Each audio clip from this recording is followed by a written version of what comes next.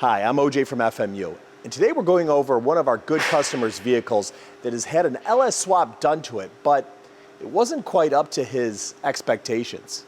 So I'm here with the owner of the car, Lee. He's an Iron Gate owner, and we're just going over kind of what made him want to upgrade the suspension on his vehicle. What were you trying to do with this car, Lee?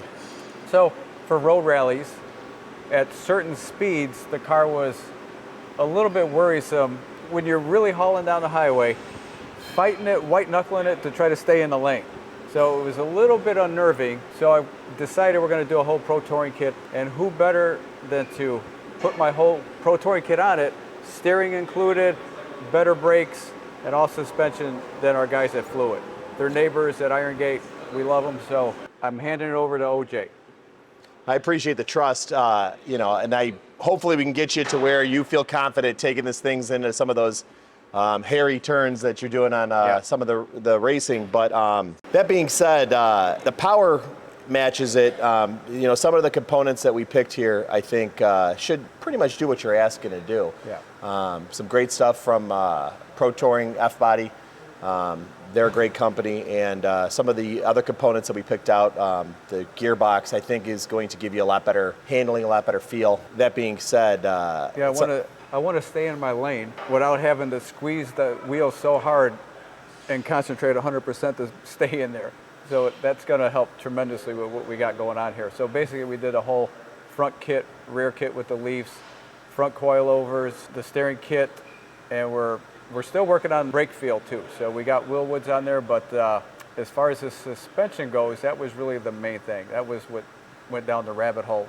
And as we know, you start one spot, and then every week I have to get more parts because it's like, you're going to do it, you might as well do it now, right? And you always want to try to minimize a project. I mean, we kind of went over your goals at the beginning. We didn't want this thing going too off the rails, but when you get into this stuff, and when you actually see a car that's been done this well, I mean, there really isn't too many bad points. Even like the rust and things underneath there, this car's in really good shape.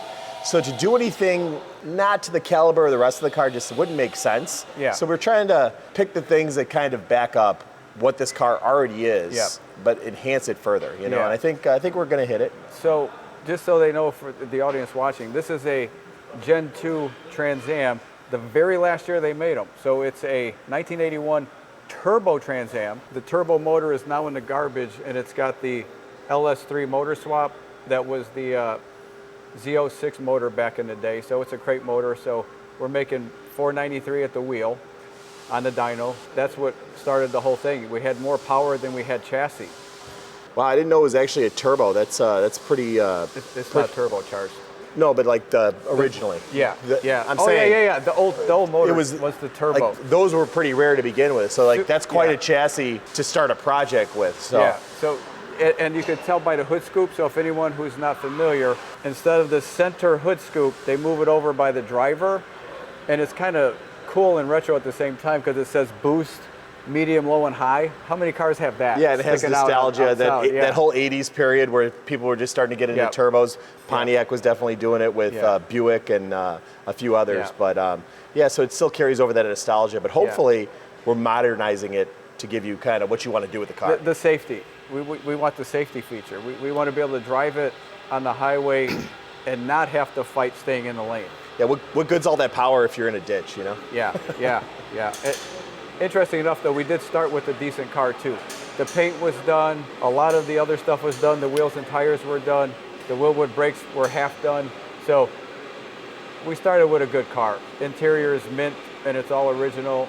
So, yeah, this is a good car to do the project on. I feel like whatever I invest into this car, I'm going to get every bit of it back when I sell it one of these days. I don't think you're wrong on that. With the market, and especially given the chassis, modernizing it with the stuff you're even picking, it's hard to say that you're going to be, especially like I said, in this market, you're going to be losing any money in the value of what this thing's worth. Yeah, so. And the good news is this is one of those I'm putting enough money to it where I feel like I'm going to keep it for a long time. This is just such a cool car that made a good splash out here at Iron Gate on our road rallies that I have no desire to sell it, but it always that thing in the back of your head where I have purchased cars where people spent so much money on the build out and you buy it with pennies on the dollars because it's just not worth what they did to it. That, or the modifications weren't the right modifications, and then you spend a ton of money trying to fix it. This car had a good base.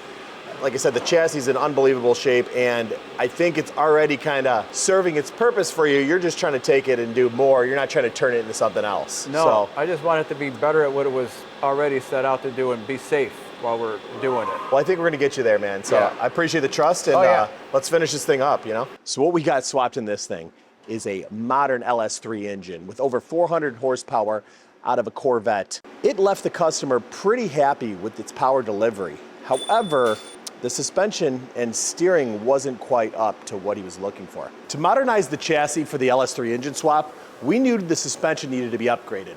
That's why we chose the Pro Touring F-Body GT Plus Pro Kit for the rear suspension components. It offers a wider range of height adjustability and performance potential than ever before. It's all about making this classic car compete with modern sports cars. We also upgraded the front control arms with PTFB's 1LE control arm pack. It's the best bang for your buck for improving handling and offering some features that other competitors don't even provide. We're talking tall upper ball joints, Darren bushings, and adjustable suspension stops, all made in the USA. And the steering gearbox, we chose the Borgson Street Performance Series 12.7:1 ratio. It's a quick power ratio steering the box that replaces the Saginaw Delphi series used in the GM muscle cars from 1965 onwards. It gives you a firm, modern steering feel and bolts directly to the stock location. Plus, it's assembled and tested right here in the USA. So we've got a little bit more to do with the parking brake. And while we're under there, we're probably going to do something to cover up any areas that could rust. Make sure you like and subscribe. That little bit of extra work really means a lot to us. It helps us devote more resources into getting you this content and what we've got going on at the shop. That's it. Thanks again, guys.